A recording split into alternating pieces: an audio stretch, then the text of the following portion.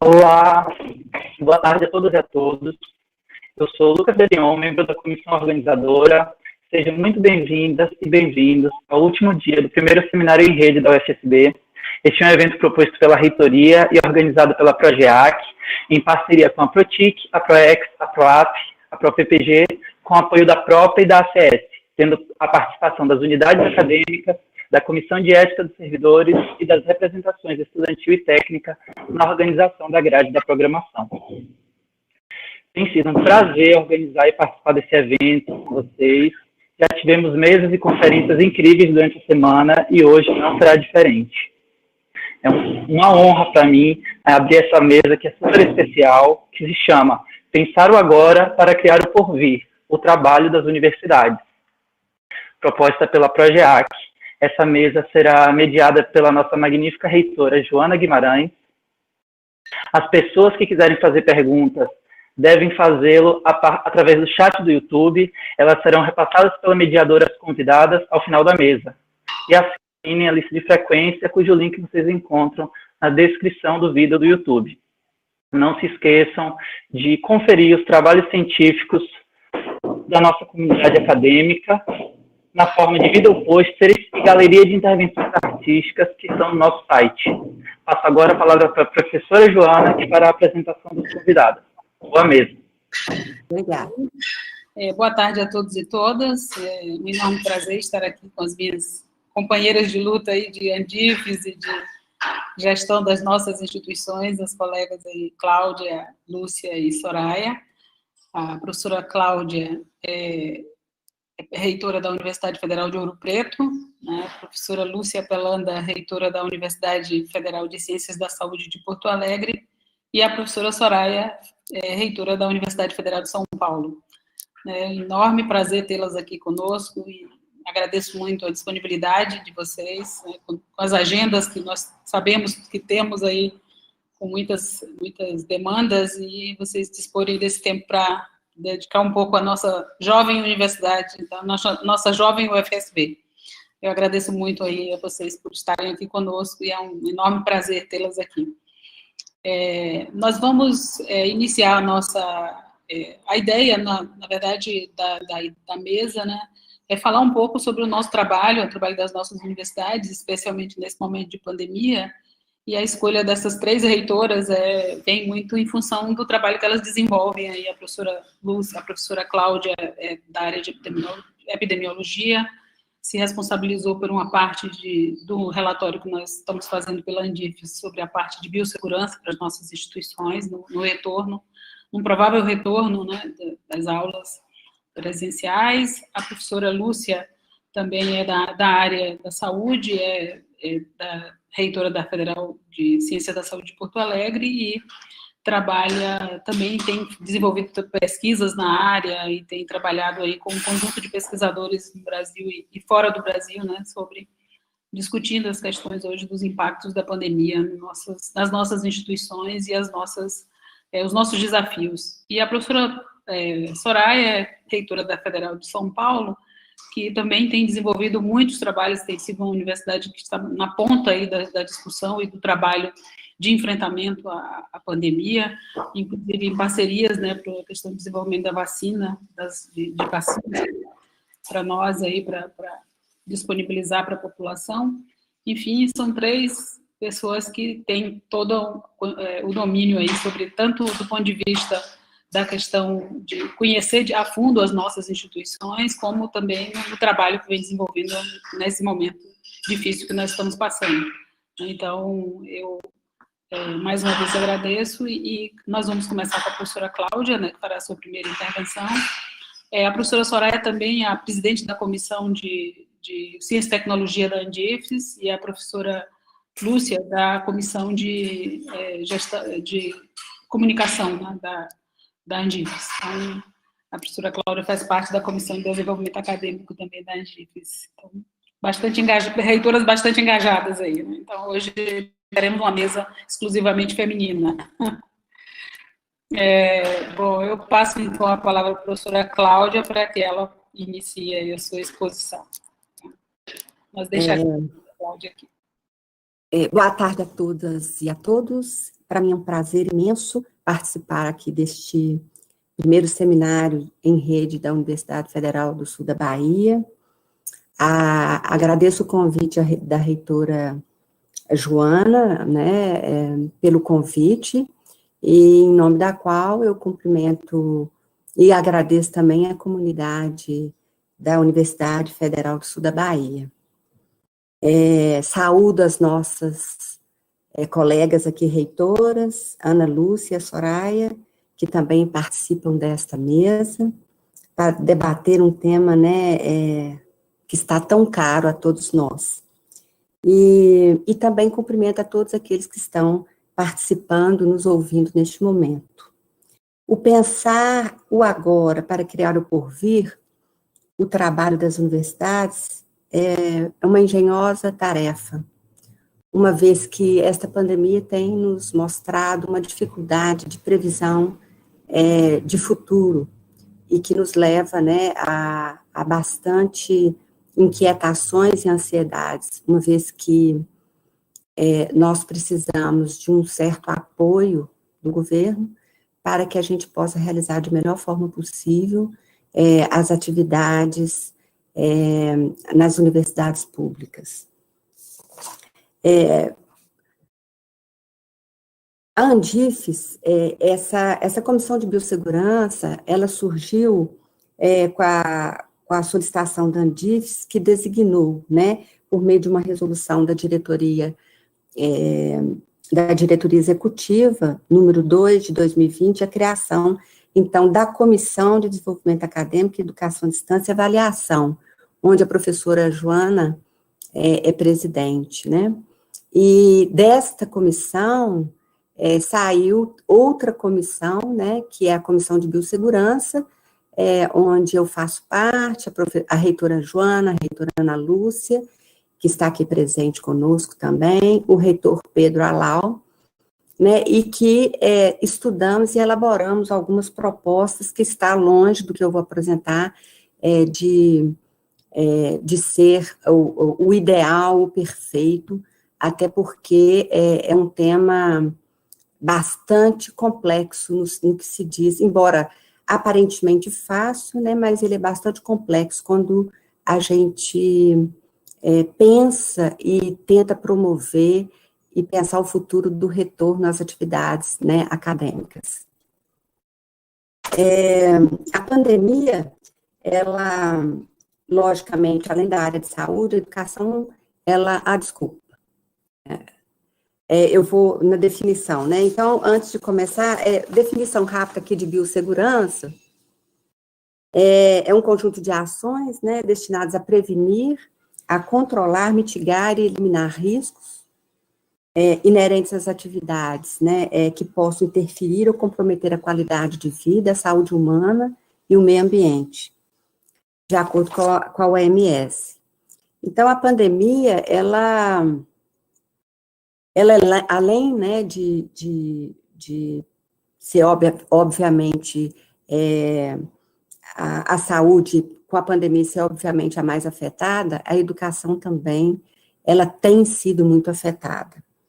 Vários estudos têm mostrado no mundo que sempre depois de uma pandemia, a educação, ela sofre sobre vários aspectos. E um dos aspectos que eu vou salientar aqui é a questão da vinculação do estudante com as instituições públicas de nível superior. E essas instituições também, a nossa dificuldade hoje é de realmente manter esse vínculo institucional com o aluno, dentre outras questões importantes, né? Mas chama atenção para essa questão da educação, na relação do vínculo, na relação da possibilidade do abandono do aluno por um tempo muito longo sem atividades com componentes curriculares, né? E também tem a questão de uma perda cognitiva, que vários estudos no mundo também têm demonstrado que quando você não exerce o seu ensino-aprendizagem na sua forma vamos dizer assim, ou presencial ou remotamente, por mais de um mês, por exemplo, você pode ter uma perda cognitiva significativa. Então, isso também é uma outra questão que nós temos que debater, e acho que as universidades públicas hoje, com o oferecimento de componentes curriculares via remota, né, nos traz, né, essa oportunidade de não perder esse vínculo, diminuir a probabilidade de ter esse comprometimento da perda cognitiva, né, sendo que alguns estão voltando com o semestre total, outros voltando com oferecimento apenas de alguns componentes curriculares, né, mas isso é uma questão que eu gostaria aqui de chamar a atenção. E a educação como um todo, a gente percebe que não é só em nível, os estudos mostram que não é só em nível superior que tem todas essas questões que eu levantei, mas também desde a pré-escola, né, até o nível superior, os estudantes podem ser afetados por essas questões que eu coloquei. E as universidades, elas apresentam assimetrias, e essas assimetrias são em todo o país, né, e dentro de uma mesma região, né, eu posso falar que em Minas nós temos, somos várias universidades, em torno de 11 universidades, e cada um tem as suas especificidades, né, cada um tem as suas demandas de formas diferenciadas, né, e o que a gente observa também, que a pandemia trouxe essa discussão nacionalmente, regionalmente, e também dentro da própria universidade, às vezes sede nos campi, né, fora de sede, que apresentam, às vezes, outra realidade, né, e isso, por que eu falo isso? Porque a demanda, ela se difere, por exemplo, em relação a essas questões colocadas aqui regionalmente, na mesma universidade, em todo o Brasil, em relação, por exemplo, à questão orçamentária, a demanda de orçamento, que nós estamos, inclusive, agora passando por um corte, mas a gente precisaria de mais dinheiro para enfrentar a pandemia, né, que eu vou falar mais à frente um pouco, e também a questão de recursos humanos, com a proibição de contratação, com as aposentadorias, né, principalmente dos servidores técnicos, administrativos e docentes, né, e também nós temos que levar em consideração essas assimetrias, e cada um tem uma demanda bastante específica, né, ou bastante singular, vamos dizer assim, dependendo da sua localização, né, e isso afetou de forma bastante profunda, né, a forma de trabalho que nós hoje estamos desenvolvendo nas universidades, né, que veio através do trabalho remoto. E esse trabalho remoto, ele veio para todos os níveis da universidade, né? Então, veio para o nível intermediário, para as atividades fins, né? E a parte administrativa, de uma forma geral, né? Até para nós, reitores, reitoras, né? Gestoras.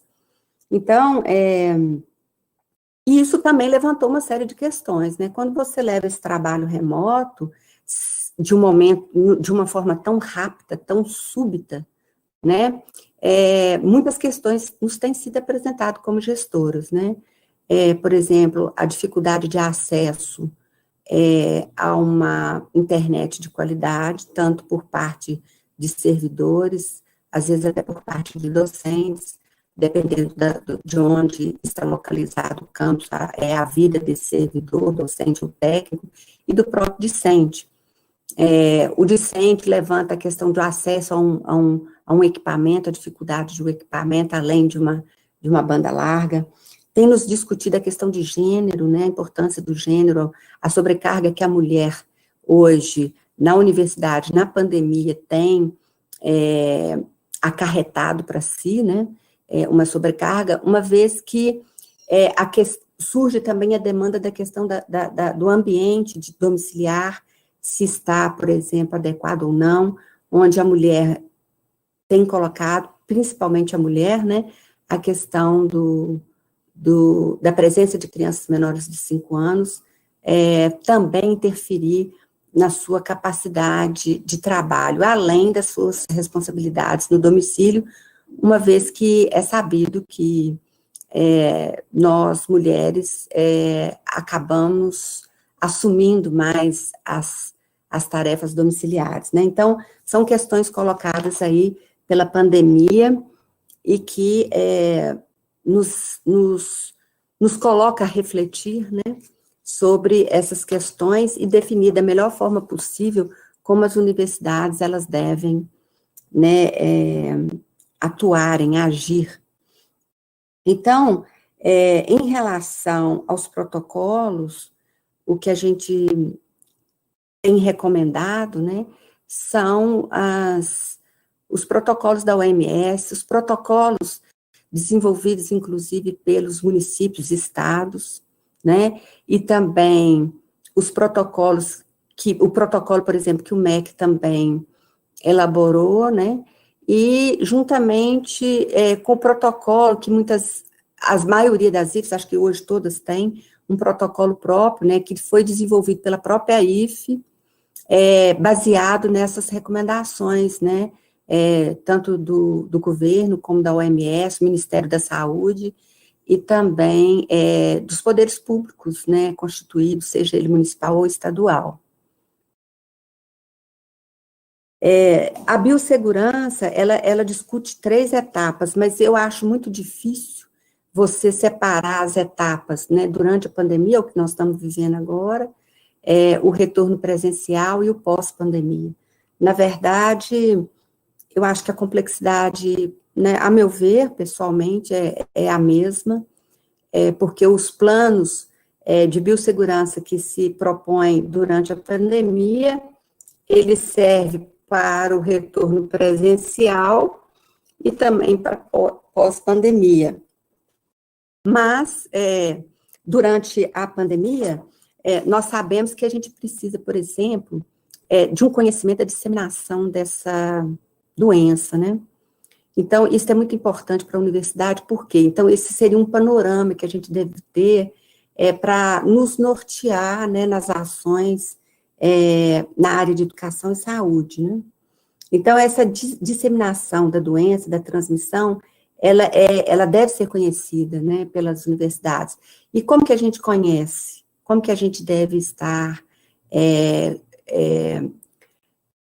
atuando para que a gente tenha o conhecimento? O ideal é que se tenha um boletim epidemiológico construído juntamente, se a universidade dispõe da área de saúde, que eu acredito que é a maioria, mas também junto com as secretarias municipais de saúde ou estaduais de saúde, depende da localização da universidade.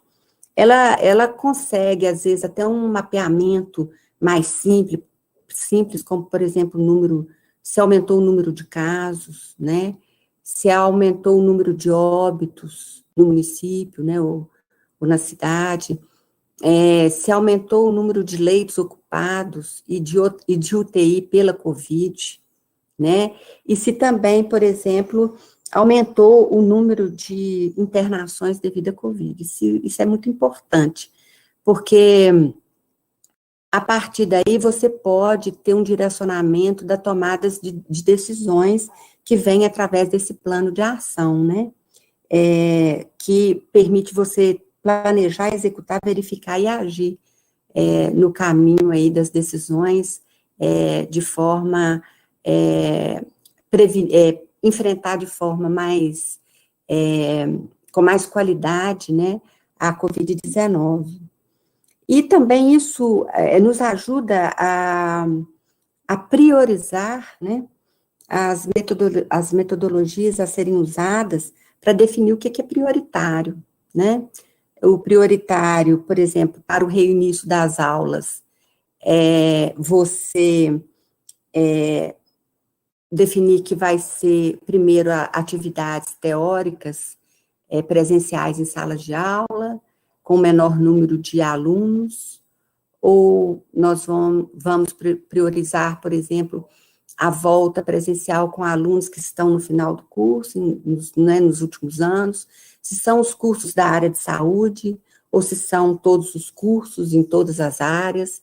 Então, isso nos ajuda a elaborar esses protocolos, né, através dessas ações, tanto de priorização, desse mapeamento, né, e das ações a serem tomadas.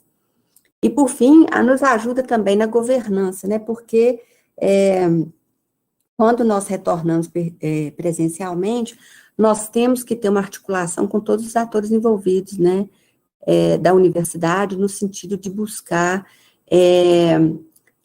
as melhores ações, as melhores prioridades, né, e para que a gente possa voltar, né, da melhor forma possível, né, porque o nosso objetivo com a biossegurança é garantir essa proteção aos nossos servidores, docentes e técnicos, os estudantes e os terceirizados, né? Então, daí a importância de ter um protocolo, né, de governança, né, onde ele seja construído coletivamente, isso é muito importante, porque quando nós dividimos as responsabilidades com o coletivo, a chance de obter êxito na proposta ela é muito maior do que, por exemplo, ser definido, por exemplo, por nós gestoras, né, das universidades. Então, essa construção ela deve ser conjunta, uma vez que provavelmente a garantia do sucesso é maior. E para que a gente faz esse mapeamento, essa priorização, né, essa governança?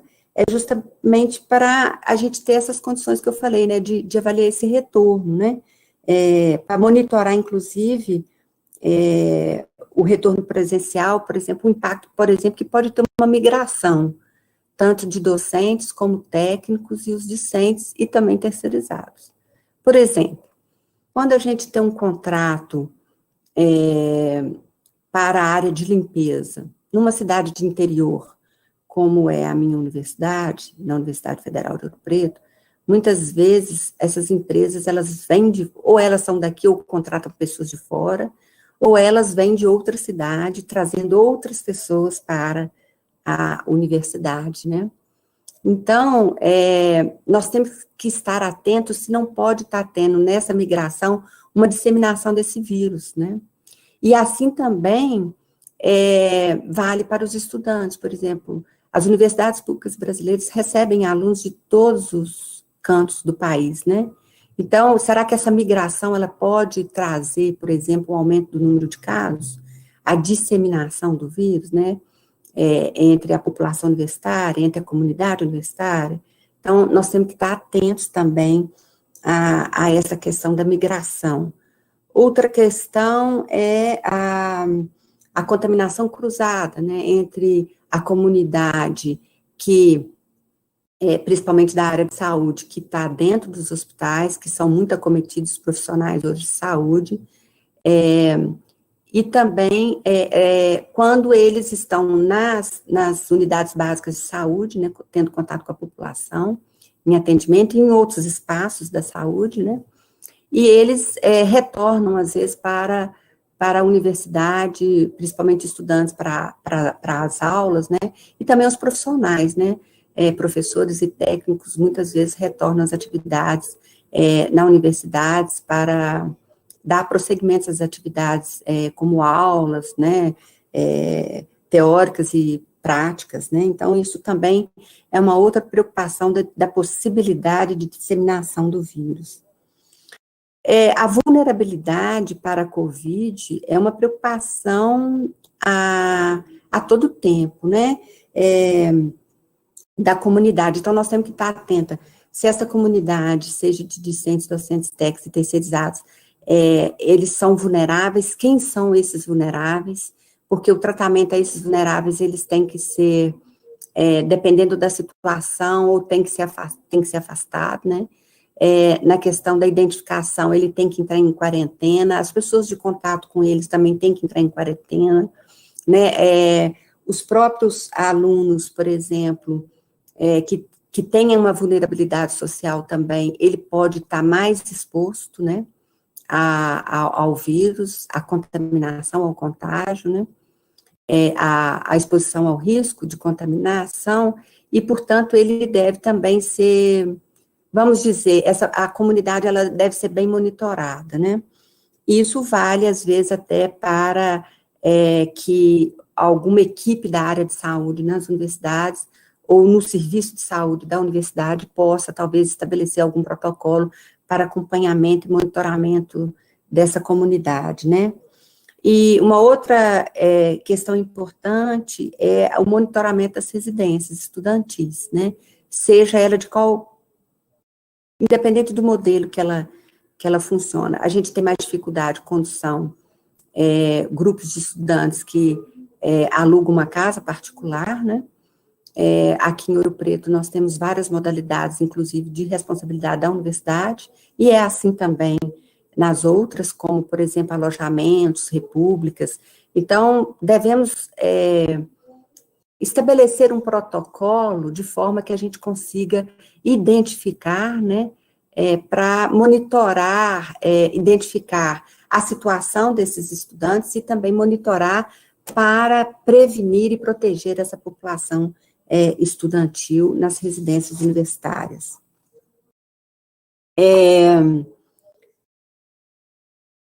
A recomendação hoje que prevalece, além de outras, que estão também sendo bastante divulgadas, como, por exemplo, a testagem em massa, ainda que prevalece o distanciamento, né, social. E, na verdade, mesmo nós, com o trabalho remoto, nós temos algum plano de segurança, porque em alguns setores, e aqui cabe também, não setores só administrativos, mas algumas áreas das universidades, como a pesquisa, por exemplo, que não para, ela exige a presença, né, não só de docentes, como técnicos, e também os discentes, muitas vezes envolvidos na pós-graduação. Então, e mesmo naqueles nos setores administrativos e em toda a universidade, nós devemos seguir os protocolos que a OMS, como eu já disse, o Ministério da Saúde, o próprio MEC, os poderes públicos constituídos, né, municipais e estaduais, usando máscara, higiene de mãos. Então, a gente tem que ter a água, né, porque em muitas situações, às vezes, tem universidades que sofrem com a falta de fornecimento de água, né, garantir esse distanciamento social, né, no caso, por exemplo, da pandemia, onde se tem algumas atividades em funcionamento, e também depois na atividade presencial, né,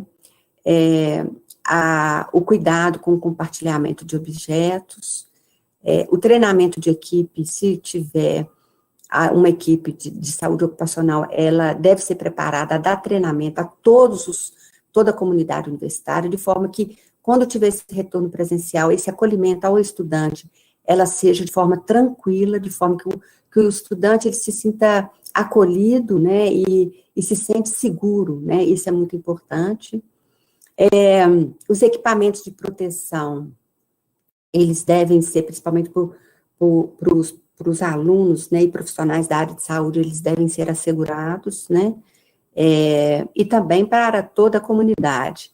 Mas eu chamo a atenção aqui para a área de saúde, porque não tem como trabalhar se não tiver esses equipamentos de proteção. Os afastamentos, como eu falei, de grupos de risco, afastamento também de discentes e servidores doentes, né, que já apresentam a manifestação da doença, os sintomas, né. Podemos também e devemos fazer rotas definidas até as salas de aulas, ou outros espaços importantes das universidades, como, por exemplo, os restaurantes, manter o distanciamento nas filas, né, de 1,5 metro, dentro das salas de aula também, se possível, no retorno presencial, manter esse distanciamento, né, entre as salas de aula, mas isso também requer outras questões que eu vou colocar um pouco mais à frente. Manutenção de ventilação natural, que também muitas edificações nossas não dispõem de ventilação adequada, né, nos ambientes, não é só em sala de aula, é também nos gabinetes dos docentes, nos laboratórios, nos espaços administrativos, né, então, nós temos que também rever toda essa situação em que se encontram as nossas universidades. Aí eu já falei também distanciamento de mesas e carteiras, né, mantendo esse distanciamento de 1,5 metro, e esse acompanhamento constante, né, dos técnicos administrativos, docentes, discentes e terceirizados, no sentido de monitoramento, né, isso é muito importante. Então, a atividade remota para nós, o ensino remoto, ele é hoje uma realidade, assim, que nós estamos vivendo, que foi uma forma que eu acho responsável, muito responsável de nós gestoras. Às vezes somos hostilizadas, às vezes somos elogiadas, mas eu confidencio aqui que eu me sinto muito tranquila de ter, no dia 17 de março, junto ao Conselho Universitário, como presidente do Conselho, ter definido pelo fechamento e suspensão, fechamento entre aspas, porque a universidade não fechou, mas pela suspensão do calendário acadêmico, só mantendo as atividades essenciais. Isto, se hoje a gente, apesar, né, dos 105 mil, mais de 105 mil mortes pela Covid no Brasil, nos assustar, né, se nós tivéssemos mantido a universidade aberta, provavelmente estaríamos em situações bastante complicadas, né, contribuindo para o aumento da disseminação do vírus e uma responsabilidade imensa sobre nós, gestoras, né, e isto é uma situação que eu acho que foi muito acertada, né, essa decisão das universidades suspender os calendários e manter só as atividades essenciais. E para a retomada das atividades presenciais, nós temos que pensar, então, como que a gente vai, né, planejar. Nós vamos iniciar pelos últimos semestres, os alunos que estão nos últimos semestres, depois inicia-se depois os primeiros períodos, e os primeiros períodos podem ser mantidos remotamente, né? Então, assim, isso tem que estar no plano de biossegurança, né, para que a gente tenha essa clareza, como que vai ser definido esse retorno, né, vai ser, por exemplo, por aulas teóricas inicialmente, com menor número de alunos dentro de sala de aula, e aumentando progressivamente, né, ou depois tem um retorno de prática, ou algumas práticas de algumas áreas podem ser desenvolvidas também remotamente. Então, são questões colocadas aí, né, na questão do retorno presencial, com também atividades, talvez com pequenos grupos, 5, ou iniciar com 10 alunos, e aumentando progressivamente até chegar ao número total de alunos matriculados naquele componente curricular, né? Então, se pensa também, por exemplo, em horários reduzidos, podemos começar com alguns componentes curriculares, onde você possa, esse aluno pode desenvolver em 2 horas, e aumentando progressivamente para 4, 8, né, até mais horas, que também eu acho que é um desafio para todos nós, né, pensarmos nesse retorno em termos de aumento progressivo da presença desses alunos nos componentes curriculares, né. Mas tudo isso, né, que estamos discutindo aqui, depende muito de recurso financeiro. Nós sabemos e discutimos nas universidades claramente o que devemos fazer, né, como devemos agir no caso da pandemia, né, no enfrentamento da pandemia em relação à biossegurança. Embora, em algumas questões que eu pontuei aqui, ainda existe a dificuldade de se trabalhar quando estivermos na realidade, mas nada de impossível, né? Tudo é facilmente vencido, eu acredito.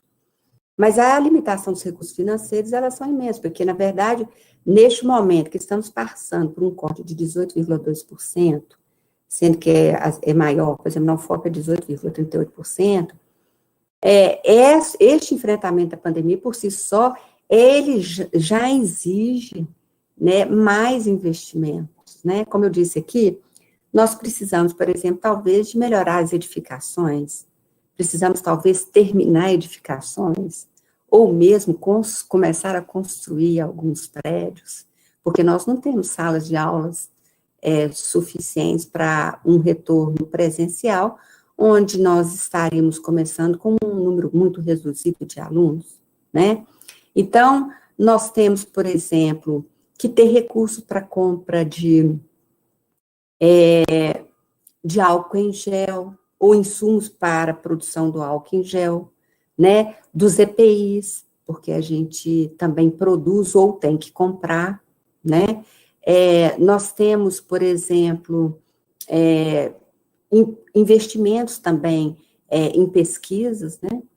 No retorno, por exemplo, presencial, e agora também na pandemia, e também no pós-pandemia, né? Nós vamos continuar trabalhando provavelmente, porque existe ainda uma dificuldade de ver essa realidade, como que ela acontecerá no futuro, essa situação da pandemia, pós-pandemia, como será, né? Então, provavelmente os estudos continuarão. Então, assim, nós precisamos, inclusive, de bolsas, né, para pesquisa, agora e também pós-pandemia, que podem ser afetadas aí com esse corte, né? As atividades de extensão bolsistas também no pós-pandemia para educação para a saúde, ou mesmo em outras atividades com a comunidade, né, com a sociedade civil, requer, por exemplo, requer investimentos significativos, né? E sem falar do próprio ensino, porque nós temos que higienizar mais as salas de aula, os contratos de limpeza hoje são importantíssimos, e esses contratos estão ameaçados com esse corte. Então, na verdade, neste momento, nós precisaríamos muito mais de recurso financeiro para enfrentamento dessa pandemia, além do que a gente já tinha, que já vinha passando por cortes, e agora ainda consumou esse 18,2% por enquanto. Eu acredito que, eu não sou pessimista, eu acredito que o Congresso possa reverter essa situação. Tem a questão da testagem, que também tem uma dicotomia aí em formas de atuação dessa testagem. Tem a questão das vacinas também, que talvez uma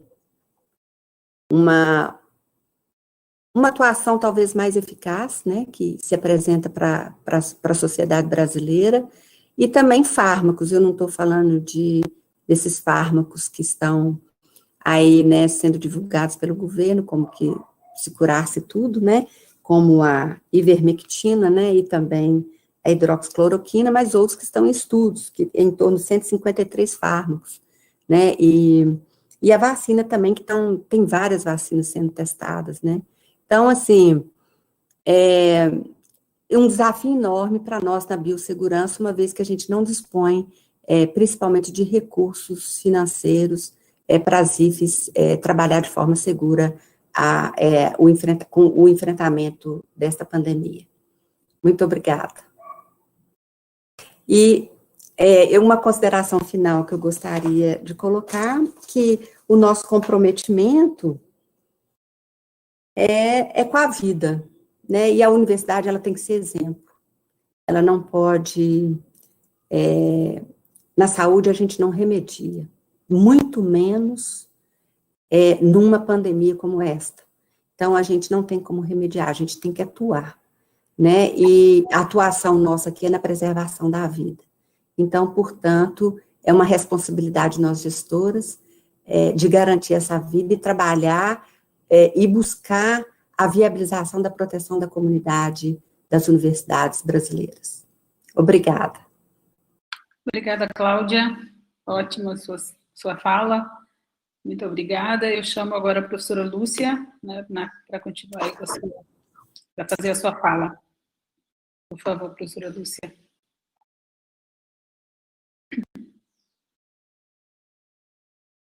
Então, queria agradecer, enquanto eu espero que o Rodrigo me colocar como apresentadora. Queria agradecer esse momento, dizer que é uma honra para mim estar aqui com as minhas amigas reitoras. E acho que vai ser bom porque a gente vai se complementar um pouco. Não sei se vocês já estão conseguindo ver minha tela. Vamos ver. A gente vai se complementar porque eu trouxe algumas coisas um pouco mais filosóficas também, trazendo um pouco sobre a pandemia, né? Mas como a Joana me pediu, falar um pouquinho do trabalho das universidades agora e depois algumas coisas sobre o futuro, que eu imagino, assim, algumas certezas que eu tenho sobre a incerteza do futuro. Então, em relação ao nosso trabalho de agora, né? O que as universidades federais fazem? Para mim, as universidades assim, formam pessoas, né, e não só isso, mudam histórias de vida, fazem pesquisa, inovação e fazem extensão, que é devolver para a sociedade, né.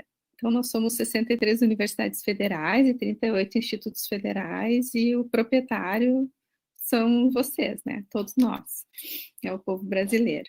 E essas universidades e institutos estão entre as melhores, né, do mundo, e as federais certamente são as melhores do país em todos os rankings. De acordo com a Conferência Mundial de Educação de Paris, em 98, e depois confirmada na Unesco, em 2009, as universidades têm que educar para a cidadania, têm que ter um acesso em igualdade de condições, e a educação superior deve ser considerada um bem público. O que eu acho mais importante é a questão de a universidade mudar histórias de vida, né? Ela transforma futuros. E é mais importante do que o diploma em si, todo o percurso, né? Todo o trajeto que a gente faz para chegar, né, nesse diploma, nessa formação. Então, tudo aquilo que nos enriquece, tudo que a universidade tem a oferecer, que é muito mais do que as aulas. E isso a gente tem discutido muito agora, nesse período de pandemia, né? Porque o espaço físico não está mais disponível, a gente não pode se encontrar, e tem tantas coisas importantes nesse encontro da gente, que é muito além do espaço da sala de aula, né? Por outro lado, também eu acho que a universidade transcende o espaço físico. Então, a gente pode ter uma universidade nesse momento que seja virtual, né? Eu gosto muito dessa foto porque, para mim, ela é muito poderosa. São 3 ex-alunos meus de quando eu era professora, e deles, todos eles são os primeiros da família a estudar numa universidade federal. Então, tem um professor da Universidade da Calábria, ele é nosso professor honoris causa lá da UFSPA, que ele diz que formar cidadãos significa formar homens e mulheres cultos, capazes de pensar criticamente e de abraçar os grandes valores da humanidade. A solidariedade, o amor, a justiça, né, o trabalho pelo bem comum. Se nós não formos cidadãos críticos, vai ser difícil pensar uma humanidade mais humana. E a gente tem visto que, num contexto de pandemia, isso fica cada vez mais explícito e mais importante, né? Também, durante a pandemia, eu acho que fica muito claro todo o papel das universidades federais brasileiras na questão da pesquisa. A gente já faz mais de 95%, né, das pesquisas do país, e isso é super importante para a soberania, mas também agora, na questão da pandemia, está sendo fundamental, né? Então, as universidades têm laboratórios de pesquisa que são navios, tem laboratórios de pesquisa que são fazendas, né? Então, é difícil a gente ter uma ideia do total de possibilidades, de potencial que todas as universidades no seu conjunto têm, né? E agora, eu acho que ficou muito claro, desde o começo do ano, até quando as universidades estavam monitorando, né, a situação de epidemia no mundo. Quem sequenciou, né, o vírus primeiro foi foram um grupo de pesquisadoras, mulheres principalmente, de instituições públicas de pesquisa, né. A UFSPA, junto com a Unifesp, nós fizemos uma colaboração, e eu acho que isso é o mais legal das universidades, a gente funciona em rede mesmo, como tem o nome do seminário, né, Universidade em Rede. Fizemos rapidamente um curso para capacitar as pessoas a interpretarem criticamente as evidências sobre Covid. Então, tá funcionando super bem, né? E eu queria falar só um pequeno exemplo de um pesquisador brasileiro, que é um dos pesquisadores mais citados na nossa área de epidemiologia, que é uma pessoa que colocou o Brasil no mapa da epidemiologia, já foi presidente da Associação Mundial e foi responsável pela Corte de Pelotas, né? Então, o professor César Vitor, ele é professor da UFPEL, e ele, juntamente com outros países, né, a UFPEL foi responsável por refazer as curvas de crescimento das crianças, né? Então, já era uma pessoa com bastante destaque. Mas agora, nesse contexto da pandemia, o professor César Vitor e o seu grupo iniciaram um trabalho colaborativo que chama EpiCovid, e que teve a participação de várias universidades do Rio Grande do Sul, mais de 10 universidades, entre elas a nossa, né? E o que eu acho interessante é que nesse momento de tanta crise, tantas dificuldades, foi um trabalho que os resultados foram primeiro apresentados em coletivas de imprensa e de lives das mídias sociais. Então, acho que isso mostrou o quanto ali no começo da pandemia as universidades e a pesquisa e a ciência tiveram um destaque bem importante. Antes que começasse, claro, um contra-ataque, né? Mas continuam tendo o mesmo papel fundamental para o enfrentamento. Então, assim, mais de... né, cada universidade, se a gente for pesquisar, cada universidade tem inúmeras ações. Nós, na UFSPA, mais de 100 ações, né, entre produção de álcool gel, testagem, né, contribuição com o Sistema Único de Saúde para assistência, para pesquisa. Então, o curso, né, que eu falei para vocês, várias atividades, né, de acolhimento de servidores de saúde mental no trabalho. Então, nós temos protocolos bem interessantes para acolhimento dos profissionais de saúde. E, infelizmente, agora a gente está no protocolo de luto, né? Então, todas essas coisas que a universidade faz para devolver para a sociedade e que têm sido tão desvalorizadas, né, e que eu acho que a gente precisa aprender a se comunicar melhor. São inúmeras ações de educação em saúde, etc., de cultura. Vi várias universidades, né, produzindo várias atividades culturais para as pessoas durante a quarentena. Então, tudo isso é o que a gente está fazendo hoje, no presente, né? Eu queria falar um pouquinho também sobre o futuro, porque o futuro é muito difícil da gente prever, como diz o Niels Bohr, né? Predição é algo muito difícil, especialmente acerca do futuro, mas justamente porque eu acho que está cada vez mais incerto e difícil de prever, mas eu acho que a gente pode reforçar algumas das nossas certezas, né? E eu tenho duas certezas. Uma é que não existe futuro sem universidade pública, e a outra é que o futuro se constrói. Então, assim, quando nós tivemos a oportunidade de conhecer a Universidade de São Marcos, no Peru, né? É a universidade mais antiga da América Latina, foi fundada em 1551. O logo da universidade, o brasão da universidade, tem um plus ultra, né, dizendo que existe mais terra além. E essa era uma reação lá em 1500 contra os terraplanistas, né, porque tinha gente que achava que se navegasse podia cair da borda da Terra. E já naquele momento, as universidades dizendo, não, a Terra é redonda, não tem problema, tem mais terra além, né? Então, desde 1500, a gente está aqui, né, conversando com os terraplanistas e dizendo, não, tem mais além. Então, as universidades sempre viram, né, mais além. E, para mim, a universidade é um projeto de nação, é um projeto de Estado, não é um projeto de governo. Então, quanto mais ataques as universidades sofrem, mais isso evidencia a importância da universidade, né? Nós temos mais de 1000 anos, né, como instituição, assim, muito mais até. E se a gente está mais adiante do que sempre, né, na questão do conhecimento, tentando desbravar essas fronteiras, a gente pode também construir o futuro que a gente quer.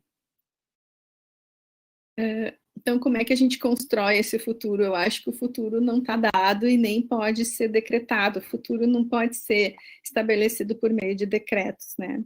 Esse momento pode ser muito difícil, mas é hoje que a gente tem que começar a pensar como é que a gente vai rever isso, né? E uma das coisas, um dos objetivos do desenvolvimento sustentável é paz, justiça e instituições eficazes. Eu acho que isso é importante porque quer dizer, assim, a partir das instituições a gente pode construir coisas que a gente acredita, a gente pode construir democracia, a gente pode construir ambientes, né, de discussão de ideias. Então, se a gente quer uma sociedade mais justa, a gente tem que pensar a universidade a partir desse projeto também. Então, eu acho, do ponto de vista da pesquisa experimental, a gente pode ter uma amostra experimental do futuro que nós queremos na universidade. Um espaço de prática de democracia, de pluralidade de ideias, de debate respeitoso, de inclusão, de ética, de colaboração, de interconexão, né? Saber que a universidade não existe isolada do resto da realidade.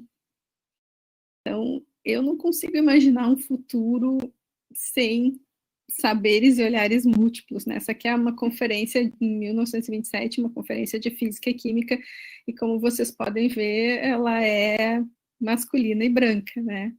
Eu acho que a gente precisa pensar num futuro que seja diferente, muito mais diverso. Uma das coisas importantes é a presença feminina. Eu achei essa foto aqui, eu achei muito legal, porque justamente nós 4 da mesa aqui estamos na frente, né, sentados no Congresso, numa reunião que a gente teve com a bancada feminina do Congresso Nacional. Então, na academia, nós temos esse teto de vidro. As mulheres já são a maioria das pesquisadoras, dos pesquisadores, mas publicam 49% dos artigos e tem poucos cargos de liderança. Nós temos aqui algumas exceções, né? Estamos numa mesa de reitoras, mas temos poucos, proporcionalmente, mulheres líderes de grupo de pesquisa, chefes de departamento e reitoras. E isso começa desde a escola, né, quando as mulheres recebem, né, são socializadas para imaginar que não são boas em ciência, não têm as mesmas habilidades em matemática e nas exatas, por exemplo. Então, eu acho que é bem importante a gente pensar em todas essas questões de como é que a gente pode imaginar o futuro prescindindo, né, dos saberes de todas as pessoas, de vários olhares diferentes.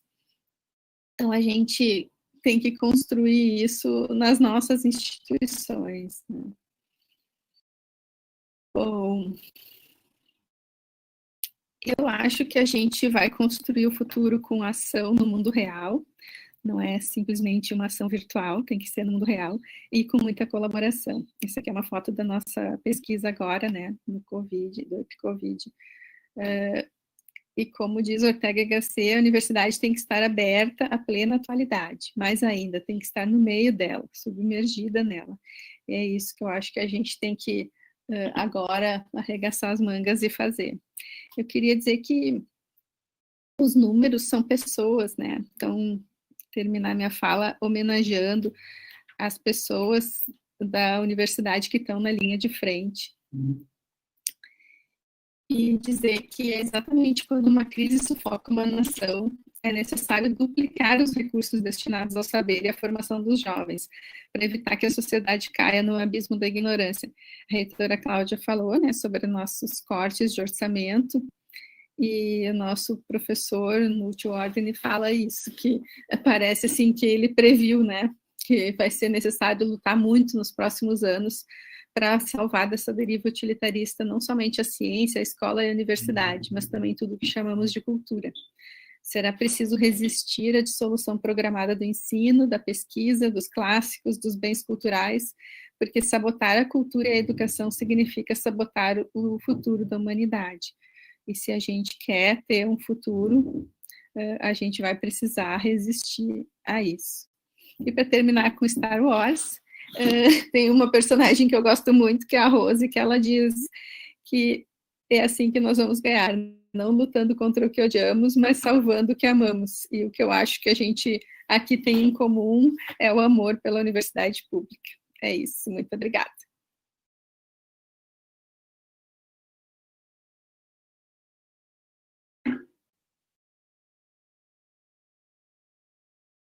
Bom, obrigada, Lúcia, muito bom, sempre muito bom te ouvir, né? A Lúcia, eu estava colocando aqui no chat que a Lúcia é a nossa reitora nerd. Sempre. Tem que acabar com Guerra nas Estrelas. Isso, com certeza.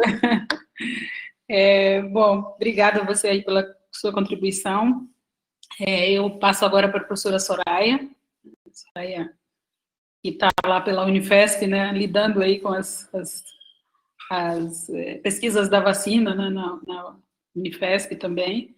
Então, Soraya, fique à vontade. Muito obrigada.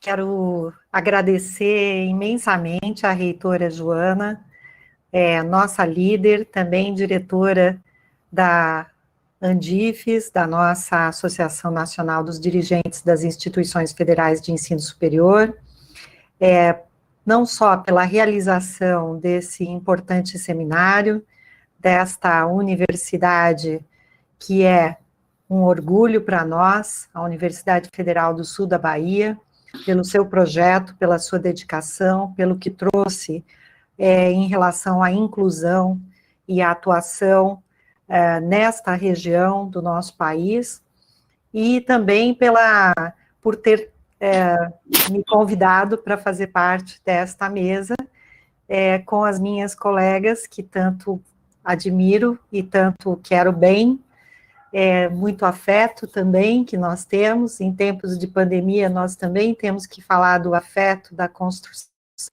conjunta que fazemos com as pessoas em prol de algo comum, que eu tenho muito forte, não só com a reitora Joana, mas também com a reitora Cláudia e a reitora Lúcia, que fazem excelentes trabalhos nas suas instituições, à frente das instituições, das nossas universidades federais, que têm as reitoras, estas reitoras, junto com as outras demais colegas reitoras, como mencionou a reitora Lúcia, que somos minoritárias, mas fazemos um bom trabalho também.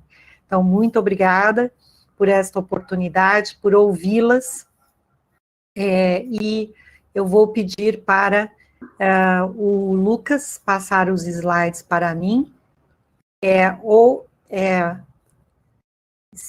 acho melhor você passar. Obrigada, Lucas. Então, a minha apresentação é um pouco diferente, mas foi muito bom, porque eu acredito que as apresentações são complementares, elas trazem visões e riquezas, as apresentações que me antecederam, e que eu posso também trazer e colocar e refletir com a minha apresentação para depois discutirmos com vocês. Então, eu pensei em trazer, próximo, por favor, inicialmente falar um pouco da Unifesp, porque muitas pessoas ainda imaginam a Unifesp como uma universidade das ciências da saúde, como a UXPA. Aliás, nós temos uma história semelhante.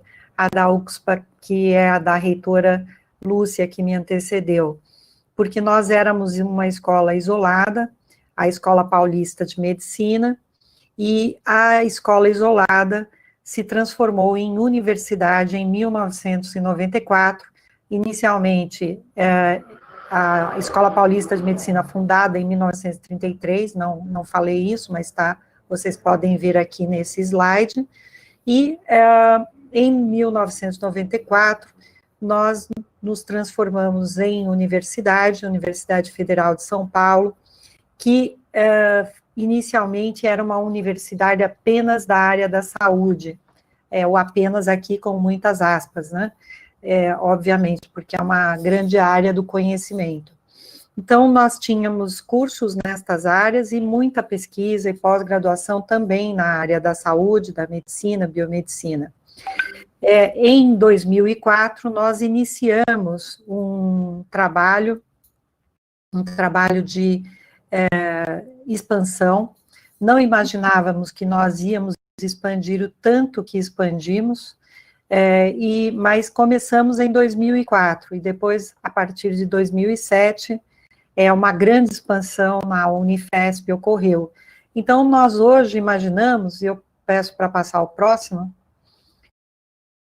imaginamos e falamos que a Unifesp, ao completar 25 anos, que ocorreu em 2019, é uma grande universidade com uma geografia multicamp, e vocês podem ver aqui que o campus São Paulo, que era a sede, que é a sede da universidade na cidade de São Paulo, hoje já tem, inclusive, um outro campus dentro da própria cidade de São Paulo, que é o campus Zona Leste, mas também nós crescemos para outras cidades e do entorno da cidade de São Paulo, daquilo que nós chamamos de região metropolitana da cidade de São Paulo, que é a Grande São Paulo. Então, nós crescemos para Diadema e Guarulhos, depois em Osasco, também na cidade do Imbu, mas também em outras regiões metropolitanas, como a Baixada Santista, onde nós temos um campus hoje, atualmente, e também o campus São José dos Campos, que está no Vale do Paraíba. Então, é como se fosse uma universidade nova dentro de uma universidade mais tradicional e mais antiga, com muitos anos de existência. Próximo. A nossa expansão foi bastante grande, enquanto o Brasil, neste mesmo período, teve uma expansão de 179% das vagas das matrículas na graduação, a Unifesp teve uma expansão de 1.062% no mesmo período. Então, para nós, foi um grande movimento de transformação. Hoje, nós podemos dizer que a Unifesp se transformou como universidade. Então, eu gosto muito de fazer essa apresentação, sempre que eu posso, para evidenciar e para traduzir um pouco do quanto nós crescemos e quanto nós modificamos num curto espaço de tempo. Próximo. Aqui os principais números, nós temos os cursos de graduação hoje são 52, muitos cursos de mestrado, doutorado, residência médica, multiprofissional, especialização, e também os projetos sociais, muitos projetos sociais, num total de 1.600 docentes, 3.800 técnicos, sendo que 2.100 técnicos estão dentro do hospital universitário, que hoje tem 2 unidades, o Hospital São Paulo, que é o Hospital Geral, com muitas especialidades, e o HU2, o Hospital Universitário 2, que é o Hospital Dia da Unifesp.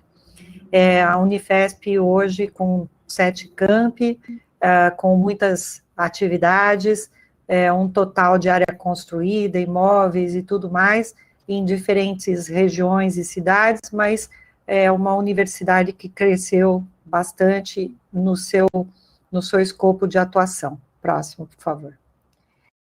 Mas temos que falar dos reflexos e dos caminhos diante da crise sanitária que nós fomos pegos, né, neste início de ano. Nós todos sabíamos que era uma epidemia, já tínhamos visto e vivido a Unifesp, principalmente, na ocasião da SARS-1, que foi em 2002, e também em 2009, por ocasião da epidemia do H1N1, e nos preparamos muito nestas duas ocasiões, e no início do ano, sabíamos que iríamos enfrentar e ter que trabalhar e atuar em relação a esta epidemia que estava começando, mas nós não imaginávamos que ela tomaria estas proporções. Mesmo assim, a Unifesp, pode passar o próximo, sim, por favor. Nós, logo no início dos primeiros casos em janeiro, e depois em fevereiro, no dia 25 de fevereiro, apareceu o primeiro caso na cidade de São Paulo, portanto, nós iniciamos imediatamente as nossas reuniões, instalamos um comitê permanente que vem atuando desde então. Este comitê tem se reunido e se reúne para as questões do hospital e também para as questões da universidade.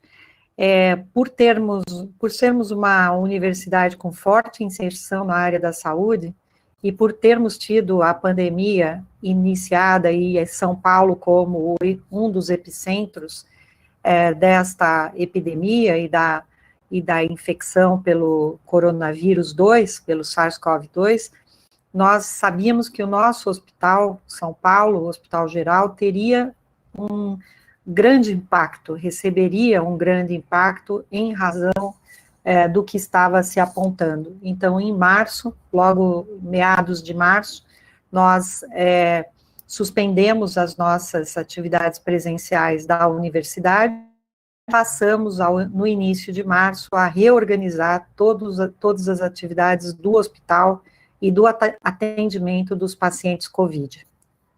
Próximo, por favor. Nós instalamos uma comissão COVID-19, que é o Comitê Permanente de Enfrentamento à COVID, por portaria.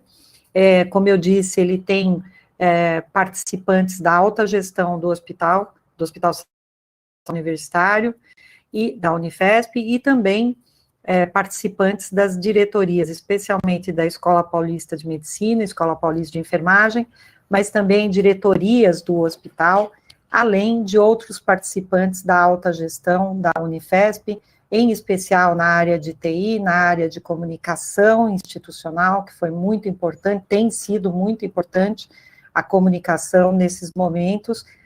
Recebemos muitas pressões para respostas internas e também externas, então isso foi extremamente importante termos a comunicação engajada, apesar de termos uma equipe pequena, mas que teve muitas estratégias importantes neste período. Próximo. Então, nós passamos, a partir da suspensão, talvez nós tenhamos sido uma das primeiras universidades a suspender as atividades presenciais, nós passamos a trabalhar as atividades de ensino, de pesquisa e de extensão de maneira remota, inicialmente a extensão, depois a pesquisa, a parte da pós-graduação, e mais recentemente a questão do ensino de graduação. Próximo. Nós utilizamos, então, primeiro, nós tivemos a suspensão do calendário acadêmico da graduação por tempo indeterminado, em março, como eu mencionei, naquele momento foi uma suspensão com prazo de 15 dias, e depois dos 15 dias, passados os 15 dias, nós nos demos conta de que nós teríamos que colocar e estabelecer o prazo indeterminado. E depois, em maio e junho, quando nós também avaliamos que a pandemia não teria estaria seguindo um rumo de aceleração, e que esta aceleração pelas previsões, continuaria por um prazo como de fato continuou e ainda continua, nós decidimos realizar um calendário, a retomada do calendário da graduação, por meio de atividades domiciliares especiais, que não é ensino à distância, mas atividades domiciliares especiais. Mas antes disso, nós realizamos um formulário muito cuidadoso, criterioso, do perfil, a partir do perfil socioeconômico dos nossos estudantes de graduação, e fizemos um programa de aluguel de computadores e também de empréstimo de computadores e de conectividade para os estudantes de baixa renda e para os estudantes de alta vulnerabilidade. Então, hoje, a partir de julho, nós passamos a distribuir nas unidades os computadores, e em agosto também foi a segunda etapa, e atualmente nós estamos com o calendário em andamento para todas as unidades acadêmicas da nossa universidade. Próximo. As atividades de pesquisa também se seguiram, são mais de 150 projetos aprovados no CONEP. O CONEP é uma estrutura que diz respeito a pesquisas com seres humanos. Além desses 150 projetos, também tivemos projetos na área também experimental, que não estão dentro desses 150 projetos, além das pesquisas na área de humanidades, que não são avaliadas pelo CONEP, então, mas avaliadas pelo nosso CEP, pelo CEP da universidade. Então, nós temos muitas pesquisas em andamento na área da Covid, logo os nossos pesquisadores se organizaram e começaram a trabalhar fortemente em chamadas da CAPES-CNPq, da FAPESP, para que e hoje estamos com vários projetos em andamento, além dos webinários de pesquisa e dos webinários internacionais. Próximo, por favor. Que são... acho que tinha um anterior, os webinários internacionais. Ok. Esse, acho que pulou, o anterior a gente volta já já.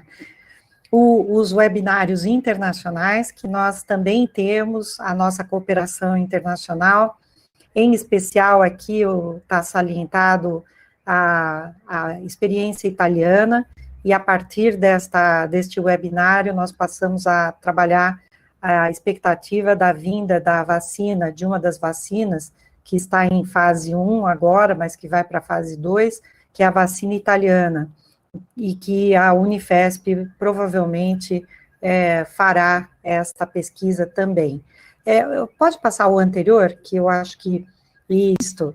Então, esse é o mapa, esse é o da extensão, que está na ordem aqui, depois da pesquisa, da internacionalização, os 250 projetos sociais da Unifesp, mas além disso, neste período nós estamos registrando esta semana, mais de 680 ações de extensão direcionadas ao combate à Covid-19, em diversas regiões do país, da cidade de São Paulo, e especialmente em ações direcionadas às comunidades, com perfil também de alta vulnerabilidade social. Próximo. Muito bem, esse é o do hospital, como eu mencionei, forte pressão desde o início. Aqui os números, esses números são de junho de 2020, nós tínhamos lá 5.900 já atendimentos na nossa unidade ambulatorial, pessoas que vinham com sintomas, com suspeita de coronavírus, de Covid-19, muitas internações. Próximo, por favor. E esse é o dado mais recente, aqui do final de julho, onde nós tivemos e temos tido já há pelo menos 3 meses um alto índice de ocupação dos leitos de UTI, de enfermaria, temos aí uma taxa de ocupação grande, e em alguns momentos essa taxa chegou quase a 93%, 94%, foram momentos de muito estresse,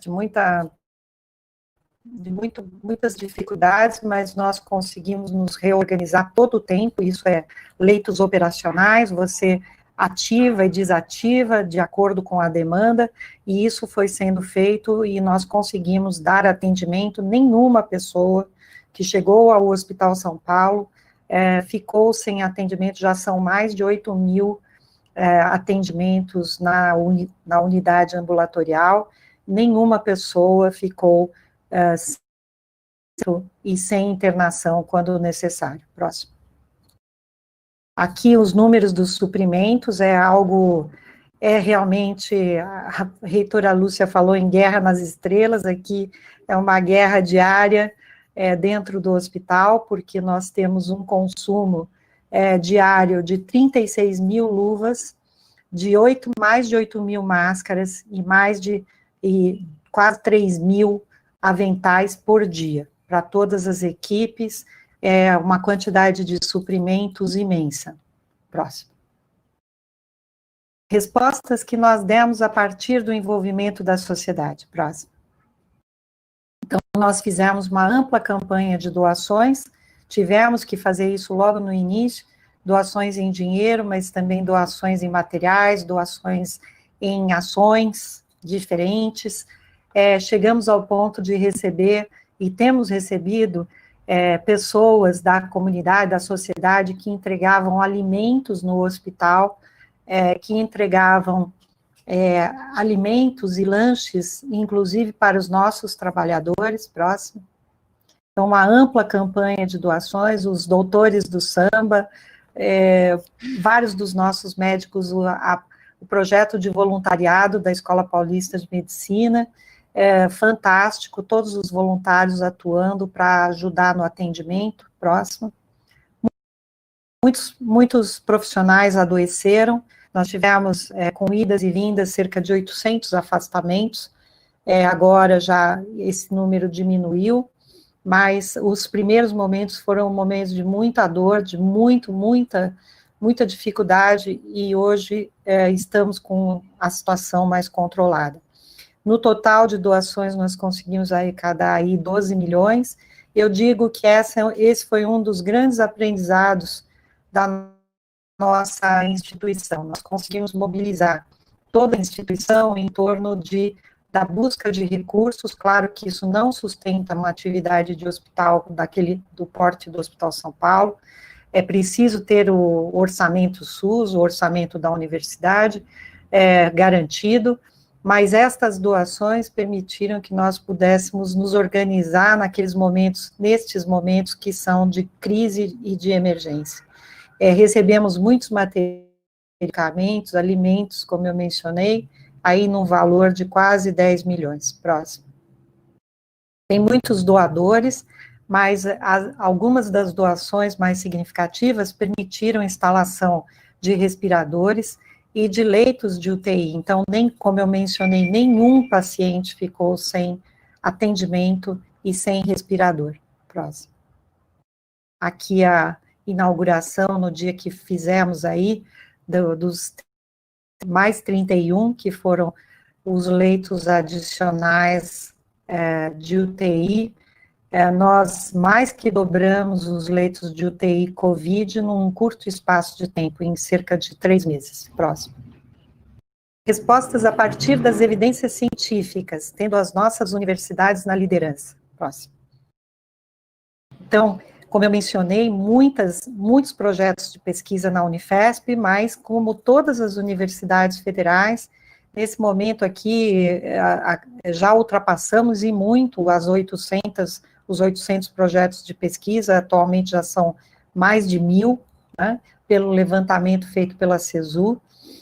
Nós temos uma atuação fortíssima na busca de soluções.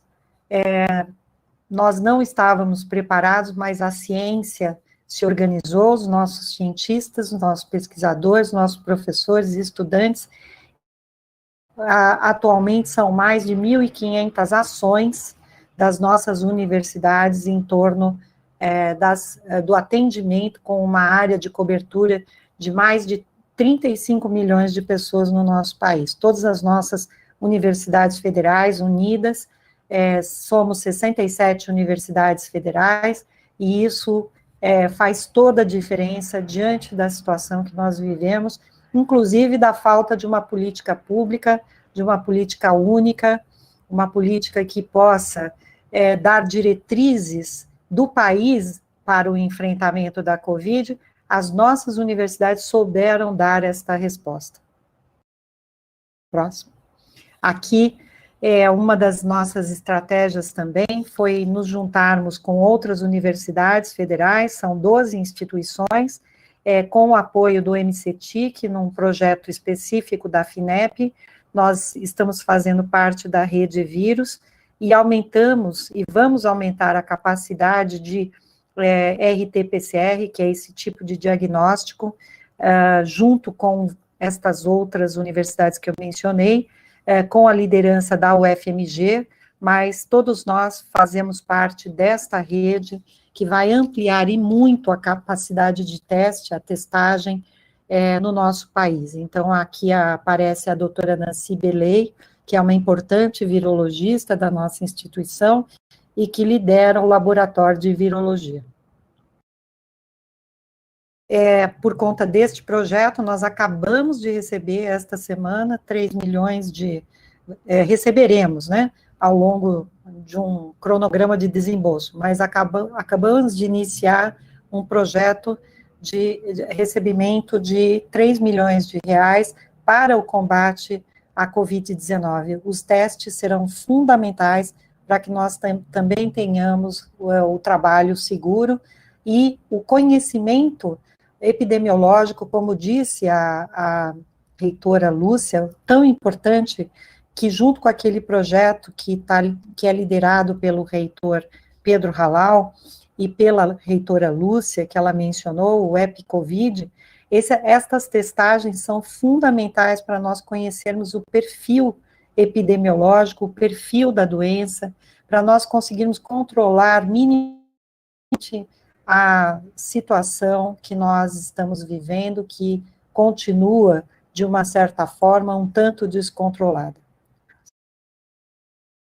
Aqui as ações da nossa engenharia clínica, que eu entendo que nós conhecemos, mas são também de pesquisa, porque é uma engenharia biomédica que atua para conserto dos equipamentos, para constantemente trabalho de montagem de equipamentos, conserto de equipamentos. Muitas vezes a gente nem lembra que tem equipamentos e nessa pandemia nós tínhamos respiradores, até respiradores que estavam necessitando de manutenção, e eles fizeram isso com muita agilidade, mas também com muita ciência, né? É preciso muita metodologia para fazer esse trabalho. E a questão da vacina, que todos falam, né? O Brasil hoje tem um teste de várias vacinas. A primeira que veio para o Brasil foi a vacina que todos conhecem como vacina de Oxford, a Chadox, porém essa vacina tem, na verdade, o envolvimento de várias outras universidades do Reino Unido, da Alemanha e de outros países do mundo, e nós trouxemos, né, conseguimos fazer essa colaboração com a Universidade de Oxford para a vinda da fase 3, liderada pela Unifesp, pela nossa universidade. Então, aqui nós temos a professora Lili Wex, que é a coordenadora do Centro de Referência para Imunobiológicos Especiais, o CRI da Unifesp, que lidera a pesquisa com 5.000 voluntários no nosso país, sendo 2.000 na cidade de São Paulo, e esta pesquisa já teve início no mês de junho. Nós também estamos, como eu mencionei, em tratativas para a vinda da vacina italiana para o Brasil, que é desenvolvida pela Reitera e pelo Instituto Nacional Lázaro Spallanzani, que está entrando na fase 2 em breve. E também a nossa universidade participa de uma coalizão de hospitais de todo o país, testando as diferentes drogas, os diferentes fármacos, inclusive com a cloroquina e a azitromicina, com publicações importantes demonstrando a eficácia ou não destes medicamentos que vêm sendo testados. A cloroquina, nós já participamos desse estudo, ele já foi publicado, já foi demonstrado que a cloroquina não tem nenhum benefício aos pacientes que estão internados na UTI, isso foi demonstrado nesta publicação, no The New England Journal of Medicine, e nós também estamos agora estudando outros fármacos, que não estes que estão aqui nessa publicação, mas tem outros fármacos, tem 5 fármacos sendo utilizados em estudos de muita segurança, claro, para os pacientes, mas sendo utilizados para minimizar os efeitos da Covid-19 nos pacientes que estão internados. Próximo. Nós estamos trabalhando fortemente na questão da redução das desigualdades, na questão da igualdade de gênero, na saúde, no bem-estar. A Unifesp tem um projeto e desenvolve um projeto muito forte em relação aos ODS, os Objetivos de Desenvolvimento Sustentável, e temos sido, por estes sistemas de ranqueamento, de classificação ou de avaliação do THE, temos tido essa posição de primeira do Brasil, pelo menos em 5 ODS, nós temos muito orgulho disso, a gente não sabe que os rankings, nós não costumamos ficar falando muito de rankings, mas este aqui nos dá muito orgulho, porque são 5 objetivos de desenvolvimento sustentável em que nós estamos em primeiro lugar, e entendemos que é nosso papel também como universidade, no objetivo número 5, no número 10, e no número 17, que é redução das desigualdades, igualdade de gênero e saúde e bem-estar. Próximo. Então, com base nisso, tem estudos importantes que acabaram de sair, alguns resultados, isso saiu esta semana, foi publicado em vários jornais, o estudo da Covid-19 na população da cidade de São Paulo, e nós hoje sabemos, com o apoio da Fundação TID Setúbal, nós sabemos que os mais vulneráveis são os profissionais autônomos, as donas de casa, isso nos surpreendeu bastante, e principalmente os trabalhadores que utilizam transporte público.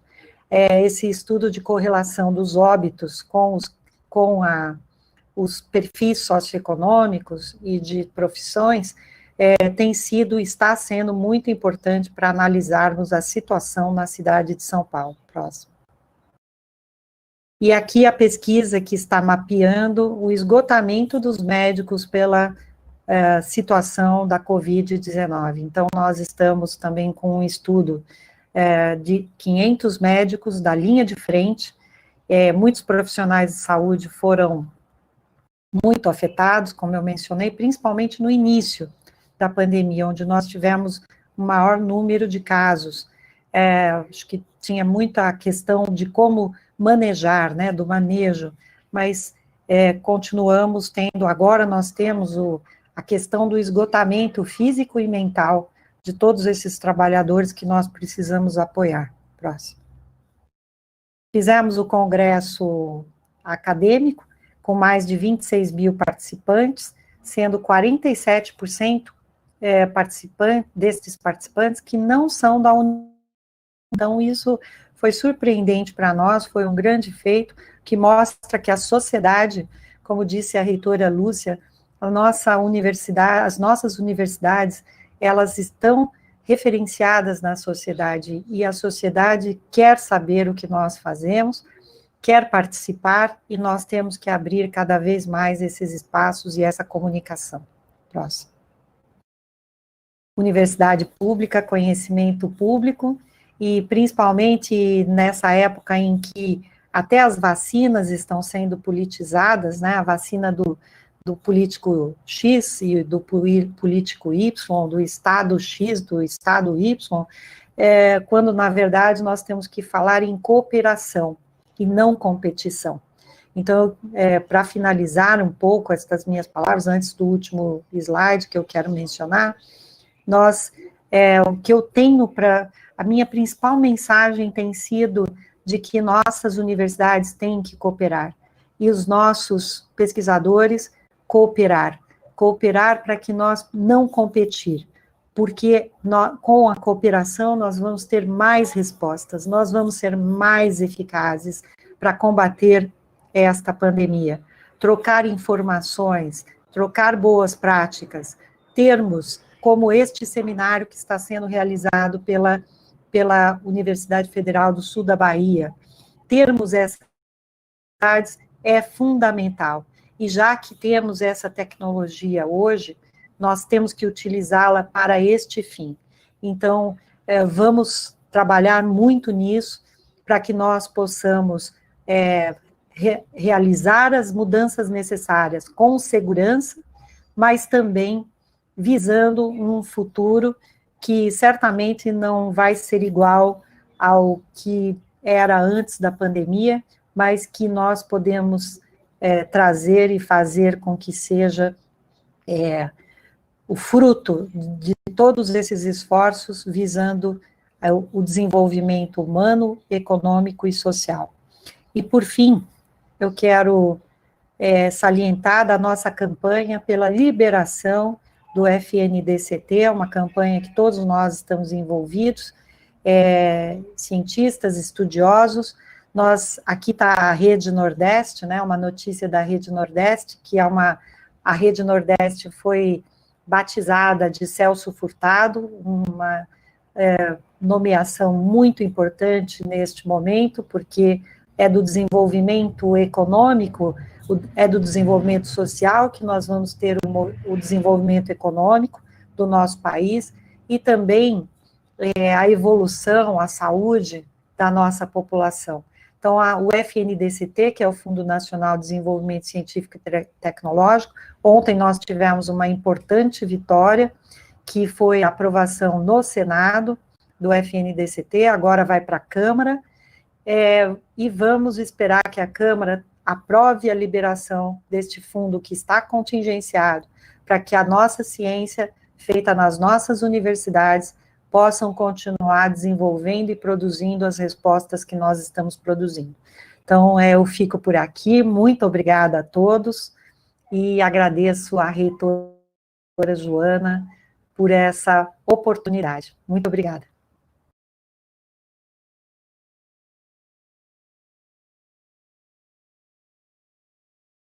Obrigada, professora reitora Soraya.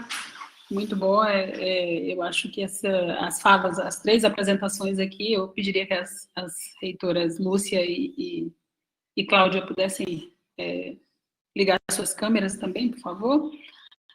As três apresentações aqui mostram, né, o quanto que as nossas universidades têm feito, trabalham para que a gente possa dar respostas nesse momento. Ou seja, é um momento em que todos os olhares se voltam para as nossas instituições, exatamente porque é de onde deverá sair qualquer orientação ou medicamentos, vacinas, enfim, todas as ações que envolvem a ciência, envolvem não só ciências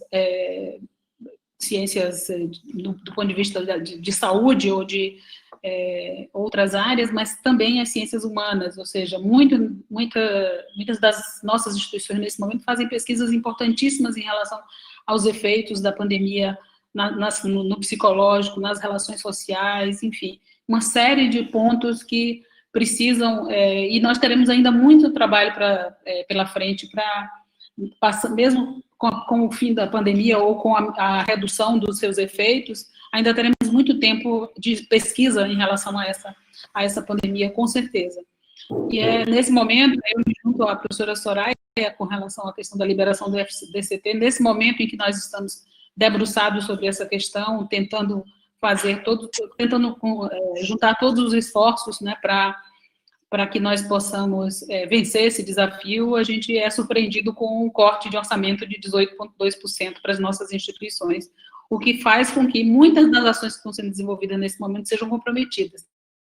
Muitas das nossas instituições deverão ter sérios impactos, sofrerão sérios impactos com essa redução de orçamento, né? Então, nós estamos retornando às aulas por meio de atividades remotas, e isso requer a questão da atenção aos nossos estudantes em situação de vulnerabilidade econômica, envolve investimentos necessários, né, para que esses estudantes possam ter condição de retorno, além da própria questão de todos os itens que nós precisaremos lidar, como segurança, enfim, uma série de questões que a professora Cláudia colocou no início da sua fala, como na sua apresentação, em relação à questão de um possível retorno presencial, quanto que nós teremos que investir, né, para voltarmos em segurança. Então, realmente, aqui no chat tem muitas manifestações de apoio às universidades, sobre a questão da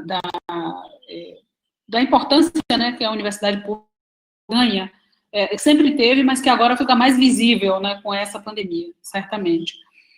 Tem uma pergunta aqui do professor Silvio, ele pergunta à professora Soraya se existe alguma previsão de disponibilização da vacina de Oxford, em que pé que está essa questão aí da vacina, né, que a Unifesp está trabalhando em parceria. Bem, antes de falar da previsão, é muito importante sempre salientar, porque o público, muitas pessoas não são da área, e a gente sempre colocar e mencionar que quando nós temos um novo fármaco ou uma vacina, no caso aqui, nós temos um estudo que é feito antes da aplicação em seres humanos e a parte que é aplicada em seres humanos, que é a fase clínica, que nós chamamos, né? E os estudos de fase clínica, da fase clínica, eles são subdivididos em 3. A primeira fase e a segunda, que são fases principalmente para se verificar a segurança, né, se o fármaco é tóxico, se ele produz efeitos colaterais, e para verificar, no caso da vacina, a fase 2, para verificar se produz anticorpos, né? Então, essa vacina de Oxford, da Achadox, ela foi bem sucedida nas fases 1 e 2, esses resultados foram publicados na revista Lancet em junho, agora, de 2020. Esses estudos foram feitos de maneira rápida e mais acelerada, porque a Universidade de Oxford já vinha estudando o coronavírus e ela fez parte de outros estudos da do SARS-CoV-1, que causa aquela doença chamada SARS, né, que nós conhecemos como SARS, e depois a MERS, que é um semelhante, também um coronavírus, que ocorreu mais recentemente do que a SARS. Então, esses laboratórios, eles já vinham desenvolvendo, fizeram os estudos, desenvolveram o fármaco, né, neste período que foi do primeiro semestre, e em junho já tinham, no primeiro semestre, essa fase 1 e 2 sendo conduzido, e nós tivemos bons resultados. Esses resultados mostram que ela é uma forte candidata. Dentre as vacinas, é a que está em fase mais adiantada. Então, o Brasil foi solicitado a fazer a fase 3, que é uma fase que foi autorizada neste estudo, não é sempre assim, mas neste estudo foi autorizada uma fase com duração em 12 meses, com 12 meses. Isso já é um protocolo emergencial. Isso significa que nós teremos os resultados desta fase por volta do mês de junho, talvez um pouco antes, porque o Reino Unido começou a fase 3 antes do Brasil.